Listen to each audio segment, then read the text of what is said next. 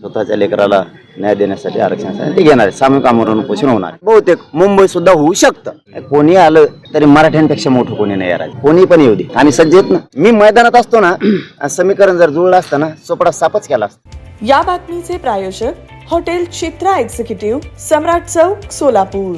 सरकारचं करायचं काय? खाली मुंडी वर पाय. या ईव्हीएम मशीनवर निवडून येणाऱ्या सरकारचं करायचं काय? खाली मुंडी वर पाय. इथून पुढे बॅलेट पेपरवर निवडणुका झाल्याच पाहिजे.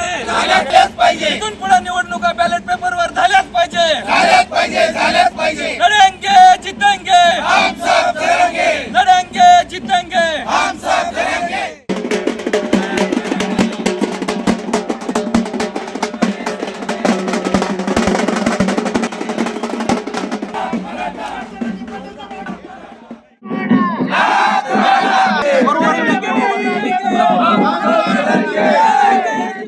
मी दर्शनाला चाललोय आणि इतक्या ताकदीनं समाज उसळून बाहेर निघल म्हणून मलाही वाटलं नव्हतं, कारण आम्ही सांगितलंच नव्हतं.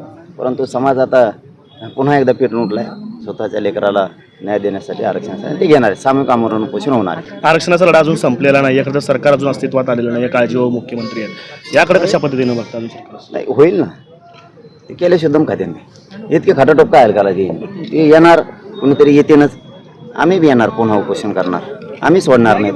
बहुतेक अशी शक्यता आहे मुंबईत सुद्धा आमरण उपोषण होऊ शकतं. मुंबईत सुद्धा होऊ शकतं. सामूहिकता सुद्धा फायनल आहे आमचं की अंतरवालीतच सामूहिक उपोषण करायचं. घराघरातले मराठी हे अंतरवालीतच येणार आहेत ते सामूहिक उपोषण.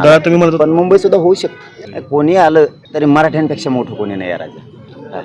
कोणी पण येऊ दे, आम्ही सज्ज आहेत ना. कोणी पण येऊ दे. आरक्षण घेणार ओबीसीतूनच.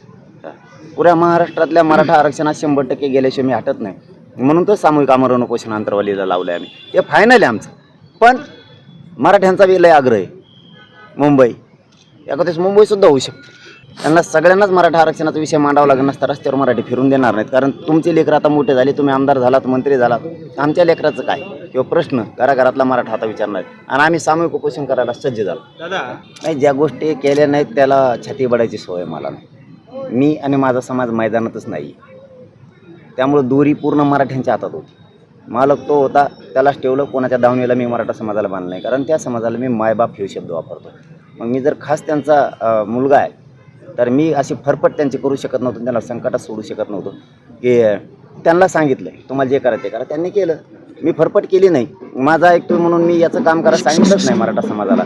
मोकळा सोडला मराठा समाज. त्यामुळे कोणी पडलं, कोण आलं, मी मैदानातच नाही आहे. मग पडलं लगेच म्हणायचं मायामुळं. मी त्यात मोडत नाही. मी मैदानात असतो ना, समीकरण जर जुळलं असतं ना, सोपडा सापच केला असतं. 100% सांगतो तुम्हाला. पंढरपूरला दर्शन आणि आई तुळजाभवानीचे दर्शन दोनच गोष्टी आहेत. मी कधी नाही खोटं बोलतो. पत्रकारात नाही बोलत बा. आपलं सत्य मी नाही बोलत कधीच.